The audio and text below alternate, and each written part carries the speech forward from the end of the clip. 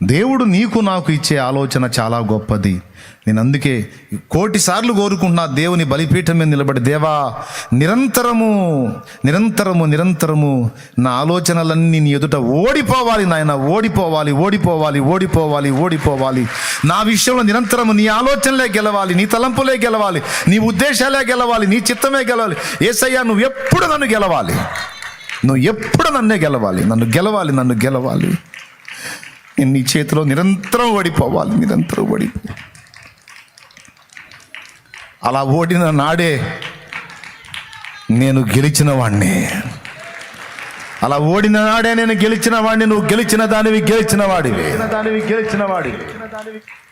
మనం ఆయనను ఎదురాడి గెలిచినంత వరకు మనం ఓడిపోతానే ఉంటాం బిడ్డ. అందుకే దేవుని ముందు ఇది ఎప్పుడు వేడుకోవాలి, నన్ను ఓడగొట్టే ప్రభువా, నన్ను గెలిచే ప్రభువా. ఒక్క విషయంలో కూడా నేను గెలవద్దు ప్రభువా, అన్ని విషయాల్లో నేను ఓడిపోవాలి, నాలో నేను ఖాళీ అయిపోవాలి. నన్ను నీ వశపరచుకొని నువ్వు వెళ్ళాలి.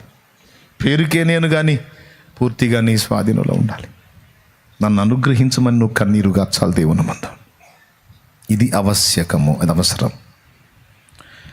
యాకోబు ఎప్పుడైతే అలా ఓటమి పాలైపోయి దేవుని చేతిలో ఓడిపోయాడు, అప్పుడు యాకోబుకి టైటిల్ ఏమి ఇచ్చాడు తెలుసా? నీవు దేవునితోనూ మనుషులతోనూ పోరాడి గెలిచితివి అన్నాడు. యాకోబు బతుకు చూస్తేనేమంతా ఓటమి, కానీ దేవుడు ఏమన్నాడు? లేదు, గెలిచావు నువ్వు అన్నాడు.